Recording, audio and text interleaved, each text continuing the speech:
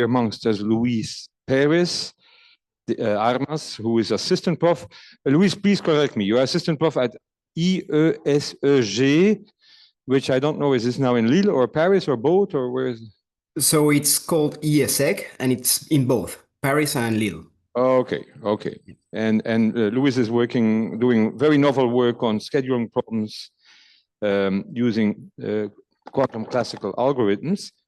And he's going to, I don't know, is your talk a little bit of a continuation of the Stefan Kremer's talk or not? Probably you will pick up some things. No, no, not at all. Actually, okay. We even use a different quantum computer, so it's very different. Okay. Now, Luis, could you show the slides, because we didn't try that yet. Sure. Oh, Luis, also, it is a recording. You are okay with this? Perfect. Yeah. Yeah. So can you see my slides? No, not yet. Yes, no, yes. Although, can you just move forward with the next slide? Yeah, sure. Yeah, all good. Yeah. Okay. The floor is yours, Luis. Please go ahead. Okay, perfect.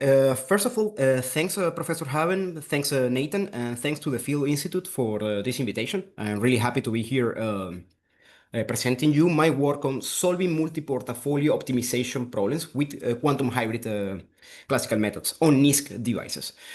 So, before I start, can you hear me correctly? Is it sound good? Yes? It's all good. Yes, all good. Okay, perfect. So a little bit of caution, this is still work in progress, and second caution, I am the kind of person that likes to use memes in their slides, so if you find that cringe, sorry for that.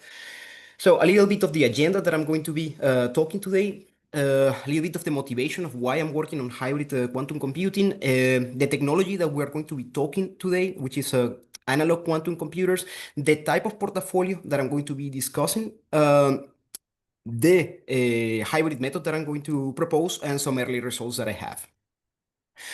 So, a lot of the debate, a lot of the research about quantum computing has been focusing on establishing a supremacy. We see articles like this and like this.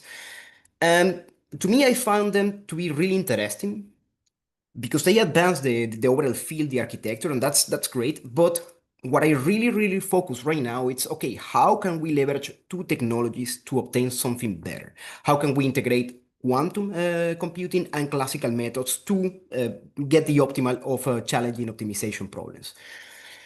So the technology that we're going to talk today, it's not universal quantum computers, the one that Professor Kremer talked about yesterday. It's analog quantum computers.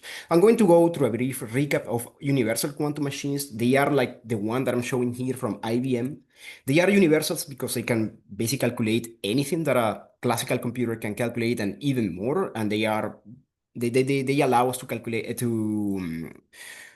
to compute a wide range of quantum algorithms. They are based on the circuit gate model of computation. In terms of the pros, they are super versatile. In terms of the cons, right now, they are really sensitive to noise. They require a lot of redundancy of qubits in order to avoid noise. In terms of size, the biggest ones are around 1,000 qubits. And remember, we use a lot of those qubits for error correction. But in terms of the advantages, we have killer algorithms with proven advantages like Grover's algorithm and Shor's algorithm, okay? So that's great. The other type of quantum computers that we have, it's the analog quantum computers, like the one that I'm showing here, the one from D-Wave. Now, these machines are not as versatile as the universal quantum computers. They are, in fact, used mostly to solve only optimization problems. They are very problem specific, and they require us to provide a problem translated into a Hamiltonian. We will talk more about later. But in terms of the advantages is that, hey, they are a little bit more robust to errors. They are dedicated for optimization problems, and they are more bigger right now. Right now, the biggest one that we have is from a Canadian American company called D-Wave, and their biggest machine has around 5,600 qubits, which already give us some possibilities for tackling some bigger instances, okay? And these machines are based on the adiabatic model of computation. Now, to start explaining you how this adiabatic model of computation works, I'm going to start with this question. Have you ever played with magnets? I am pretty sure that you have. And if I give you a system of magnets like this, and I ask you the question, do you think that this system will be stable? Those of you that you have played with magnets know that the answer is no. As soon as you let them free, you know that they are going to start moving, and the idea is that they are going to counter around themselves. But the question is why? Well, they do this because the universe by itself, nature, is already trying to optimize some sort, is already trying to seek for a states of minimum energy. And we can take advantage of this, especially if we combine it with something really powerful like the adiabatic theorem of Born and Fogg on 1928. I will say it here and then I will paraphrase it. A physical system remains in its instantaneous eigenstate if a given perturbation is acting on it slowly enough and if there is a gap between the eigenvalue and the rest of the Hamiltonian spectrum. The way I paraphrase it is that if I'm starting from the ground state of a Hamiltonian H0 and I perform a change on the Hamiltonian, but very, very, very gently, slowly enough to remain on adiabatic conditions, by the end of this evolution, I will still be in the ground state of this new Hamiltonian, which is something really powerful. If you did not understand this, I am providing here you a metaphor. Let me present you an excited quantum state. Okay, imagine a child after a sugar rush. Let me show you the same quantum state, but in its minimum energy state. Okay, let me show you some Hamiltonians. I call these easy Hamiltonians, like the couch in front of the living room or the backseat of a car. I call these easy Hamiltonians because a quantum state, if I put them in this Hamiltonian, they are going to evolve very easily towards the minimum energy state. We also have some other Hamiltonians. Typically, we're interested in this type of Hamiltonians, which I call the difficult Hamiltonians, like the bedroom of a kid. We usually want, what we desire is to find the minimum energy state of this Hamiltonian, but these are really difficult Hamiltonians. The quantum state wants to remain in an excited state. So what does quantum annealing proposes? It tells you, look, start from an easy Hamiltonian. Start from an easy Hamiltonian that you know you're going to be able to find the ground state. Okay, let it evolve. And once you are on the ground state, start performing an adiabatic evolution of the Hamiltonian. Start transforming that Hamiltonian into your interest Hamiltonian, but do it softly, gently. Okay, little by little, if you start performing this transformation and if you're able to keep adiabatic conditions, by the end of this process, you will be in your Hamiltonian of interest, but you will still be in the ground state, which is really powerful for us because most of the optimizations problems that we want to solve, they can be framed as looking for a minimum energy state. Okay, so this is what quantum annealing is proposed, and I know that the story that I just told, but it's completely wrong from the physical perspective, but it's a metaphor that helps us understand the technique. What we need to perform this adiabatic evolution and quantum annealing is, well, we need a way to encode our optimization problems into Hamiltonians of interest. We need an easy Hamiltonian H0 for which finding the ground state is trivial. We need to be able to now transform that, map this Hamiltonian into the real quantum chip, and we will see that this requires some extra work. And finally, we need a way to evolve adiabatically from H0 to H1, okay, and extract the solutions, obviously. Okay, so starting from the way to encode our optimization problems into Hamiltonians. Well, turns out that thankfully we have this model right here. It's called the easy model. This comes from a problem of ferromagnetic that Pierre Curie started studying it in the 1900s. He was looking for a weird phenomena that happens with magnets. If you hit them at a certain point, they are going to lose their ferromagnetic properties. And Pierre Curie was trying to study this phenomena, but he was not able to successfully figure out a model. So he dropped it, and in 1920, Lenz pick up this problem, the one-dimensional problem, and he hired a PhD in order to work on this. And it was this PhD, Ising, who was able to find the solution of the one-dimensional model. And well, sometimes academia is unfair, and the one that received the name for the model is Ising and not necessarily Lenz, but whatever. Then on the 40s, Osager actually found the solution of the two-dimensional model. And this is the one that I'm showing you here. It's basically a two-dimensional grid with, let's call it magnets on each one of the lattice points, and they can be pointing up and down. And we know that nature by itself, if we just place them randomly, is going to try to shift the directions of these magnets in order to find the state of minimum energy. Now, the model in question is this one that I'm showing right here. I don't know if you can see my mouse. It's, first of all, some linear terms that it's the effect of an external magnetic field on each one of the lattices. And then we have these Jij interaction terms that are basically the interaction of the different magnets on the grid.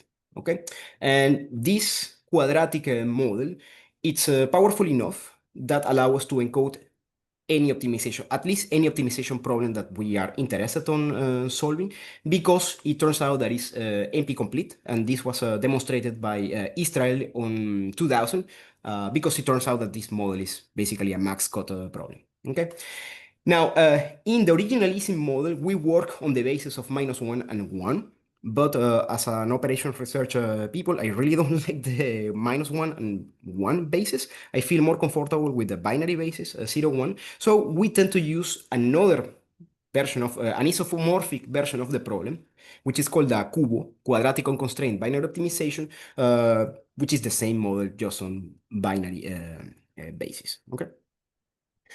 Now, okay, we have this model. How do we translate an optimization, a typical optimization problem, a MILP, mixed integer linear problem, into this cubo? Well, let me give you a simple example. Here I have a quadratic objective function where I have some binary variables, but I also have some integer variable, an inequality, and I want to transform this into a cubo. Okay, so how do we do it? Well, I mean, we're going to follow the letters of the cubo. We need to actually transform this into binary. So all of those integer variables, they need to be transformed into binary, but we can do that by using more qubits. We know that by using a factor of log 2 of any integer, we can encode that integer into binary, okay? Okay, so we have now everything in binary. Good, this is the current MILP. Now, that inequality, we're going to have to transform it into an equality. This is going to require some slack variables, and that's an extra qubit. Okay, so we have here this extra slack variable. And since the model is unconstrained, this means that our problem should not have any constraints. So what we're going to do is to add that constraint as a penalty. So we raise it to the power of 2 to make sure that this is going to, if it's negative or positive, we're still going to try to minimize it, and we added a penalty factor lambda. Now, if we reorganize the terms, it turns out that we end up with this expression for the energy of this cubo. The constant can be dropped because it's a constant. It's not going to affect the minimum state. Okay, and remember that here we are dealing with binary variables, so the square of a binary variable, it's itself. So this is the resulting expression when we arrange, and it turns out that we have some linear terms and some quadratic terms. Okay, so these linear terms and these quadratic terms, in fact, can be rearranged into its matrix form, and this is finally the problem that we pass to the quantum annealer, okay? This symmetric matrix. That on the diagonal, it has the linear terms of the cubo expression, and in the off diagonal, we have the interaction or couplings. Okay, we have now our problem transformed into cubo, so now is the moment to pass it into the quantum machine. But we need to do some work before that. This is going to require us to deal with something called embedding. When we look at the quantum machine and we start zooming in, we enter into the refrigerator, and we look here at the bottom where we find the chip, we start zooming in into the quantum chip, and we zoom in into this grid, we're going to notice that, okay, turns out that that chip looks more or less like the 2D icing model. Okay, cool. Uh, they resemble a lot. The problem is that actually they are not fully connected. Not all qubits are connected between themselves. In fact, the topology of this chip is fixed, the architecture is fixed, and the biggest connectivity that we have is of 20. That means that one qubit is at most connected to 20 other qubits. But maybe our Kubo problem require some interactions that are beyond that connectivity. For example, we might have a situation in which we have this qubit Q1 and requires to be interacting with this qubit Q6, but that connection does not exist in the topology. So what do we do? Well, very simple. We're going to find some intermediate qubits that are indeed connected, and we're going to start creating this sort of path, and we're going to tell our original problem that, hey, we need to add some extra constraints saying that Q1 needs to be equal to Q2, Q2 equal to Q3, Q3 equal to Q4, Q4 equal to Q5. And finally, when we are here with this Q5, this one can interact with this Q6, and we sort of emulate the original interaction that we wanted to make between Q1 and Q6. Now, this path, we call it a chain, and a chain requires extra qubits, and we normally want to have these chains as small as possible, because each one of the links of this chain is a possibility for error and for noise into our problem.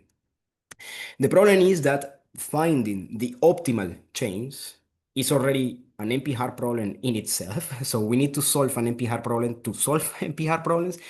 But lucky for us, we have some really good heuristics that they provide us some decent embeddings in, well, in decent enough time. Okay. But this is a very active area of research, finding proper embeddings for Kubo problems into the quantum chips. Okay, so we have our problem. It's already mapping the quantum chip. Now we need to make the adiabatic evolution. And what we're going to do is that we're going to use monotonically decreasing function, A of t, linked with the original Hamiltonian, and a monotonically increasing function, B of t, that is going to be linked with the problem Hamiltonian. So as time progresses, we're going to slowly evolve from H0 to H1, okay?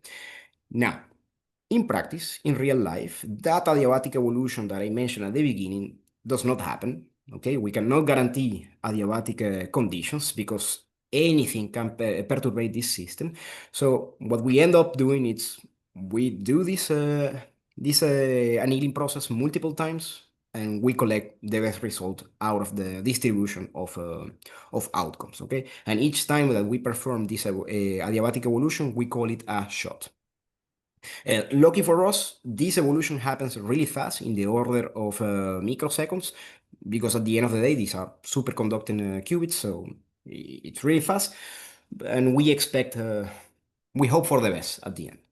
Right? If one day we could guarantee these adiabatic conditions, well, this process in theory should give us the global minimum solution of a problem. Now, the problem in question that I'm going to talk about, okay, it's a portfolio problem, but it's a different kind of portfolio problem. It's the one that I had to deal when I was back in my old days, when I was not in academia working on oil and gas. Okay, this is the map of Venezuela, but it's relevant because when I was working here, we had different oil projects in different regions or sections of the country. Okay, that we're going to assume that they are like different portfolios, and eventually some new projects will pop out in the different regions. Now, the thing is that some of these projects, they have interactions between them. Some of them, they were using or sharing the same resources, so, or they were related somehow because they were on the same basin. So we have some affinities between the projects. Each one of these new projects will also consume resource, and we had a limited budget. So the question was, do we accept these new projects into the different sections of the country or not? This problem right here, it's a binary quadratic problem, and it can be modeled as a mean variance multi-portfolio project selection problem. Okay, a problem where we have a set of items J or projects J, a set of portfolios K that are the different regions. Each one of these projects have an expected return. There is a covariance sigma ij between the different projects, and we have some certain requirements that we expect at minimum return. Each one of the bases have a different importance, so we have some weights. And the decision variables here are this set jk, which it's 1 if we take the project J in the portfolio or section K, and 0 otherwise. And this is the quadratic binary formulation of the problem. But it turns out that this is just one version of a quadratic multi-knapsack problem, okay? Which it's a more story problem in the literature, and that's the one that I'm going to be working from now onwards. Because if we can solve the quadratic multi-knapsack, well, we can definitely solve that multi-portfolio problem because they are essentially the same. So the quadratic multi-knapsack, again, we have the same sets, J and K, for the items and the different knapsacks. Each item is going to have some value and a weight. We have a matrix of affinities between the items ij, and each one of the knapsacks is going to have a capacity. And our decision variables are x, j, k, if we take the item into the knapsack k or not. And this is the MILP formulation of this problem. Again, a quadratic non-convex binary programming problem, okay, where we have this objective function with the linear return and the affinities, the interaction between the projects, the items of the knapsack. Here we have this constraint that tells us that, hey, a knapsack can only be part of, sorry, an item can only be part of one knapsack, no more than that. And we can never exceed the capacity for those knapsacks, okay? This is an NP-hard problem, by the way. If we want to transform this problem into linear, then we're going to have to add some extra variables, and that's what makes it difficult, at least for classical solvers. We're going to have to add some extra variables, these gamma ijk variables, and this set of three constraints. Now, this will increase drastically the size of the problem in the rows and in the columns of the final matrix of the optimization problem. So that's why this is an ideal candidate for a decomposition method, okay, for something like a column generation or branch and price. And this is exactly what I'm proposing to do here. We are going to, sorry, we're going to decompose this problem into a restricted master problem where we're going to have essentially a set of columns, which is the different knapsacks of my problem. And we're going to have binary variables saying if we take or not the given column.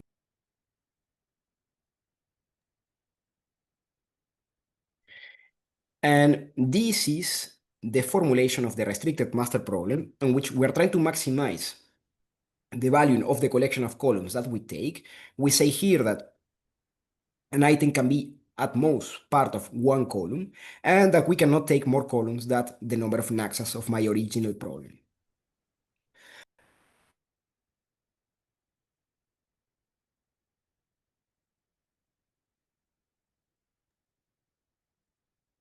Now, this is for the restricted master problem. Now, the pricing subproblem is just going to be a quadratic knapsack where I now have all of the information of those original quadratic knapsacks. I still have my set of items, the value, the weights, the affinities, and now I'm going to assume that all of the knapsacks are equal because the instances that I'm working have that particularity. So B, it's now the capacity of the knapsack, and I'm going to get the dual values coming from the restricted master, particularly for the set packing constraint and for the restriction of the number of knapsacks constraint. And my decision variables, it's going to be if I take an item or not. And here I have the formulation of the pricing subproblem, where here in the top we have the reduced cost that incorporates the dual values of the restricted master problem, and we have the condition of the capacity of the knapsack. And what we are trying to do here is to minimize this. Any solution that we obtain that has a negative objective function value, that means that is a worthy column to add to the restricted master problem.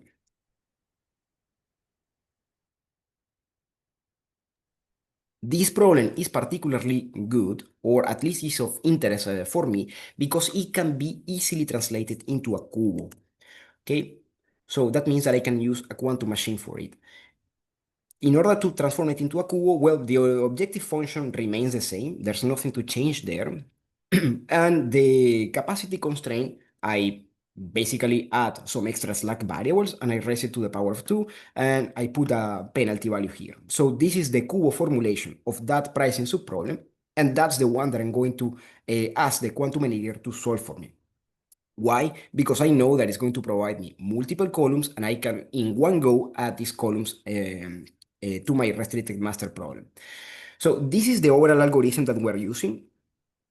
We initialize the problem with some initial columns. They might come from a greedy algorithm or singleton base, or why not? You can call the quantum annealer to solve the original problem formulation. We establish from zero a number of iterations.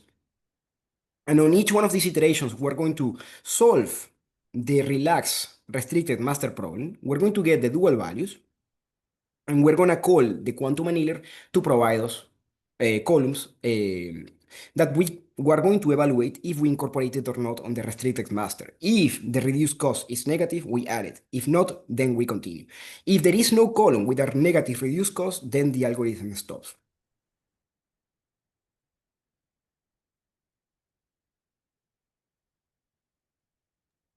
Now I want to share you some early results of this algorithm.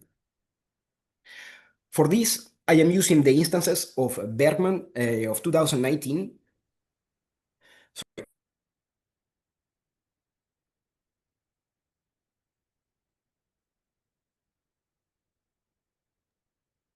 Bergman had 360 different instances of different sizes, and he divides these instances into two datasets, the SS and HJ datasets, which just change in terms of the size of the problem and the correlation of the affinities between items I and J. And in terms of the benchmark that we're going to use, I am going to compare against a classical solver running for 60 seconds, because for the quantum annealer, I am going to allow only 10 iterations of the column generation, which is more or less the same amount of time limit. Here are the results that we obtain for the HJ instances. Here I'm showing the deviation as compared with the best solution that we obtain for each one of the instances. As you can see, represented with the X, with the black crosses, quantum annealing was basically able to obtain the best solution for all of the instances, while the classical solver was sometimes obtaining the best solution and sometimes not. We have here a massive dispersion. And for the classical solver, represented here by this trend line, we see that as the size increases, it seems that the deviation from the best solution obtained also increases. In terms of running times, we also see that sometimes for some of these instances were really easy and the classical solver was able to close them really, really fast. But for some other ones, it was basically using all of the time limit that we provided.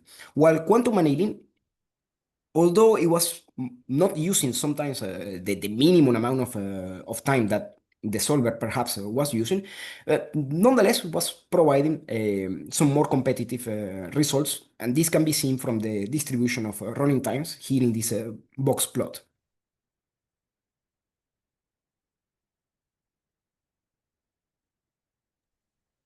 Now, here I am providing just a summary table of the results. In average, the classical solver had a 5% deviation from the best solution, and it reported an average running time of 41. This is for all of the instances, while the hybrid column generation systematically obtain the best solutions for these instances, and it provided a running time of 28. Although I allow it to go up to 60, in average it used 28. And this difference was more prominent for the largest instances. A similar situation happens with the SS instances. As you can see, quantum annealing is dominating in terms of the deviation from the best solutions. And in terms of the running time, it also is providing a more competitive running times, something that can also be seen in this summarization table of the results. Now, okay, what I just described, is still a heuristic. It gives me a good solution, but it does not guarantee yet the optimal solution. So how do we push this further towards the optimal solution? Well, you can continue this sort of algorithm, but now in the classical way, using now a branch and price, which means you take the solution that we obtain from the column generation, you look at the variables that were still fractional, and then you start branching on them, or in other or whatever other branching strategy you prefer. But this one will work, and you, for each one of these fractional nodes, you call again this column generation until you cannot generate any more columns, and you continue to do this until there is no more columns and no more fractional nodes to solve. And at that point, you will have the optimal solution. Another possibility is that, okay, you forget about branch and price, you grab what we obtained from the previous column generation, you plug it as a warm start into your classical solver of preference, and then you solve it, or you use a quadratic solver and you provide it as a warm start. And the final possibility is that, okay, you use another decomposition method, this time a Bender's decomposition, and you use the solution that came from the column generation, and you add it as a smart codes. And this is based on a work that I have been doing with my colleague Stefano Nassini, but we were doing it for another quadratic problem. This is based on this paper that is still under review. If the editor or one of the reviewers is in the audience, please accept the paper. As a reminder, the linearization of the quadratic multi-knapsack problem looks like this. And this problem, we can decompose it into a primal and dual problem. In the dual problem, we're going to collect these gamma variables. And we know that for each one of these constraints, we're going to have some Lagrange multipliers. And here we have the three set of Lagrange multipliers.